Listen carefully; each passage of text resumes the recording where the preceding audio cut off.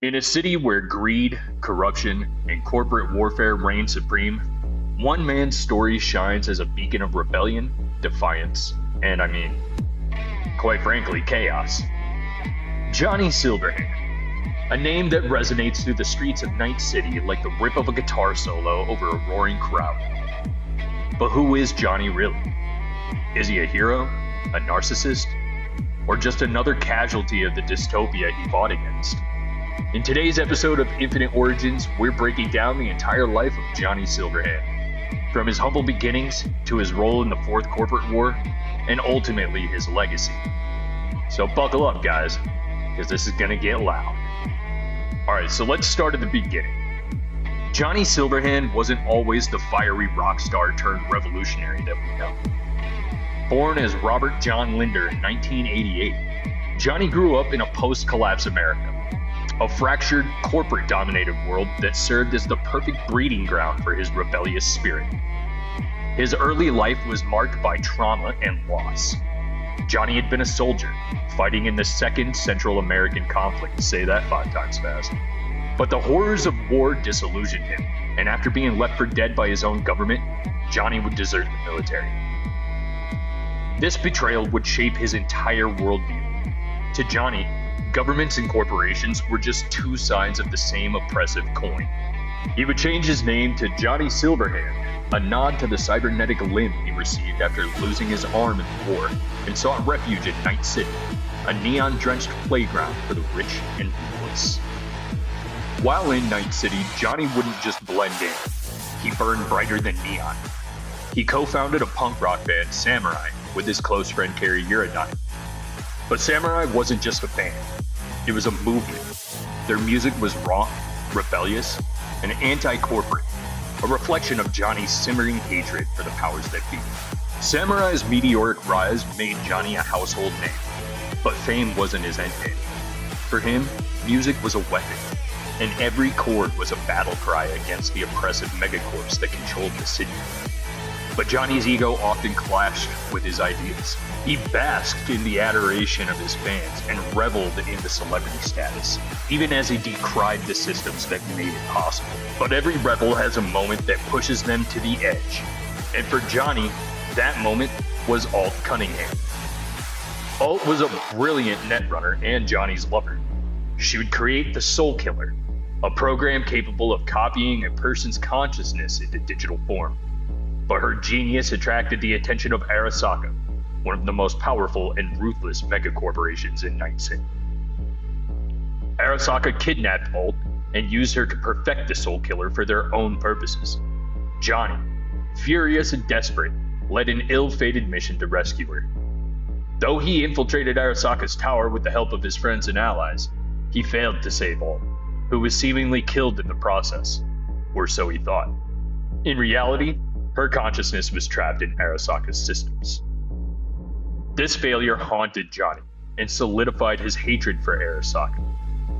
It wasn't just personal. Now it was war. And this was all happening in the backdrop of what the world of cyberpunk calls the Fourth Corporate War.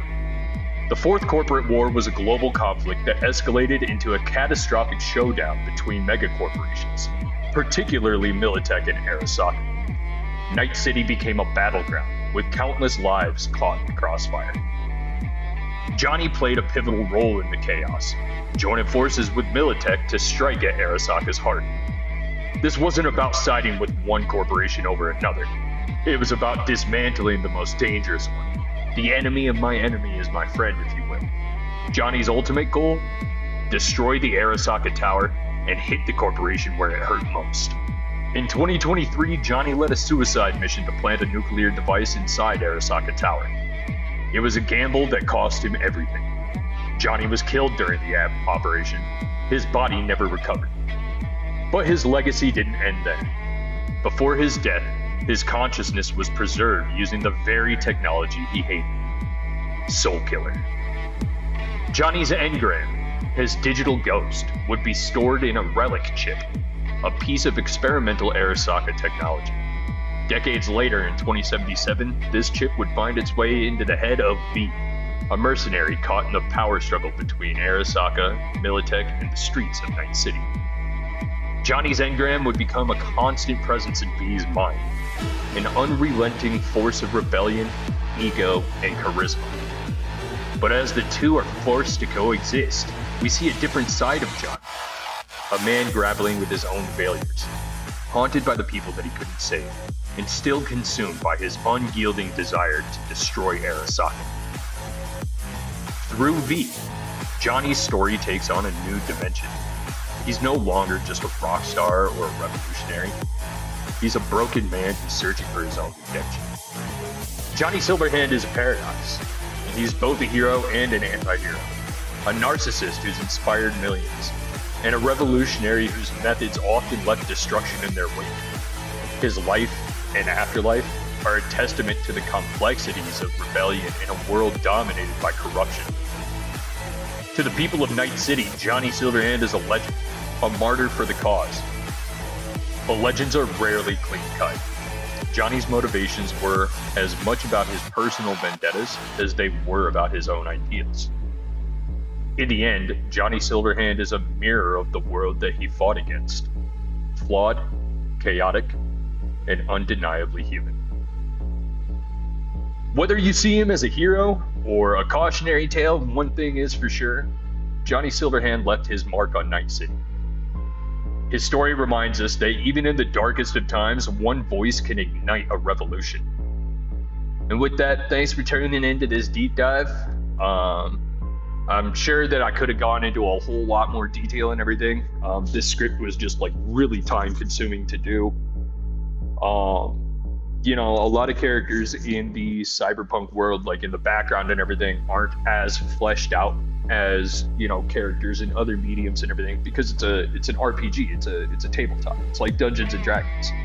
So you have source books to build off of and everything, but you know, there's only so much lore that you can glean from that. But I mean, if you guys like this video, don't forget to like, subscribe. Always let me know in the comments what you guys want to see next and everything. And what do you guys think? I mean, is Johnny Silverhand a hero, or is he just another egomaniac lost to the madness of Night City? Let me know down below. And until next time, Chooms, keep reading, keep dreaming, and remember, every story has infinite origins.